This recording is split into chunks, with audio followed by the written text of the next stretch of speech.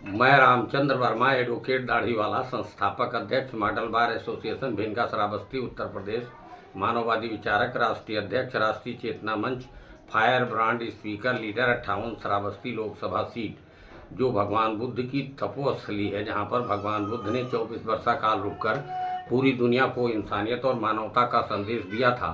वह मानवतावादी दर्शन आज पूरी दुनिया में स्वीकार किया जा रहा है। और मैं एक बात ही बोलता था कि 21वीं सदी का भारत बुद्धमय होगा, जो वर्तमान में दिखाई दे रहा है। और ख़ास तौर से भारत के संविधान की रचना करते समय बाबा साहेब डॉक्टर भीमराव अंबेडकर ने, जिन्होंने भारतीय लोकतंत्र को संचालित करने के लिए भारतीय संविधान की रचना करके सभी जाति वर्ग के लोगों को वोट का अधिकार दिला करके ये संकेत दे दिया था कि हम मानवतावादी समाज की संरचना का संकेत दे रहे हैं। वक्त आएगा जब वोट की कीमत लोग समझ जाएंगे, तो भारत में कन्याकुमारी से दिल्ली तक, आसाम से कांधला तक जो 6 लाख गाँव में बसने वाला भारत है, ये लोग वोट की कीमत जब समझ जाएंगे तो मुल्क की हुकूमत अपने हाथ में करने में सफल हो जाएंगे। खास तौर से बाबा साहेब अम्बेडकर ने जो भारत के संविधान में ये व्यवस्था दिया कि वोट का अधिकार सबको दिला दिया था, उससे ये इंडिकेट किया था कि देश में एक समय ऐसा आएगा जब जनसंख्या के आनुपातिक भागीदारी शासन सत्ता में हासिल करने के लिए लोग उद्यत होंगे और उसके लिए आंदोलन के लिए पूरे देश में तैयार हो जाएंगे। वर्तमान समय में भारत का जो राजनीतिक माहौल है, राजनीतिक परिदृश्य है, वो बदलता हुआ दिखाई दे रहा है, जिसमें भारत में जातीय जनगणना की बात को सरकार ने स्वीकार किया है। जातीय जनगणना जैसे ही कंप्लीट की जाएगी, वैसे भारत की राजनीति में भूचाल सा आ जाएगा। और वो भूचाल इसलिए होगा कि आम तौर से नेताओं की डिमांड होगी, जनता की डिमांड होगी कि जितनी जिसकी संख्या भारी, उतनी उसकी भागीदारी के मामले को साकार करना चाहिए।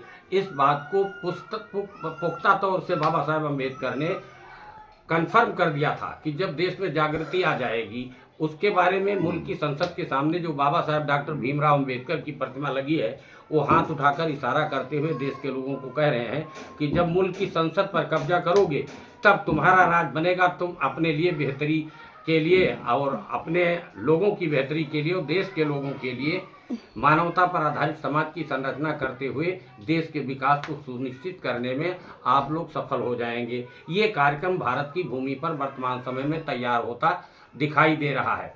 और ख़ास तौर से ये बात मैं कहना चाहता हूँ कि बाबा साहेब अम्बेडकर बहुत बड़े बौद्धिस्ट थे।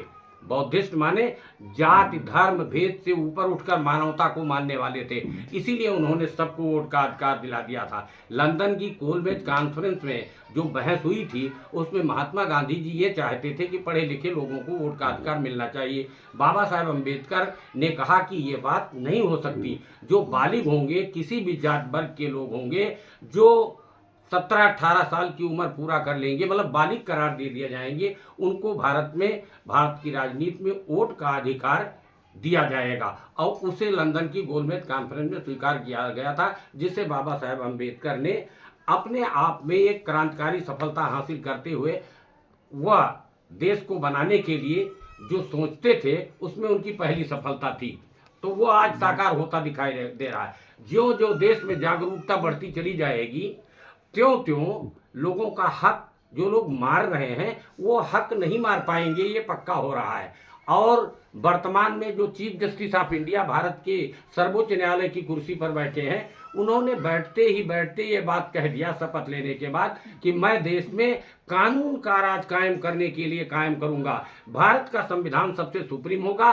संसद कानून बना सकती है, लेकिन संसद देश के नागरिकों के मौलिक अधिकार का जब हनन करने वाला कोई कानून बनाएगी और वो सुप्रीम कोर्ट ऑफ इंडिया में चैलेंज किया जाएगा, तो सुप्रीम कोर्ट ऑफ इंडिया ही उस समय पावर होगी कि वो कानून बरकरार रखा जाए या रद्द कर दिया जाए। और ख़ास तौर से सीजेआई ने ये भी इंडिकेट किया कि मौलिक अधिकारों की सुरक्षा करना सर्वोच्च न्यायालय की सबसे बड़ी गारंटी मानी जाएगी, जिसके लिए मैं काम करूँगा।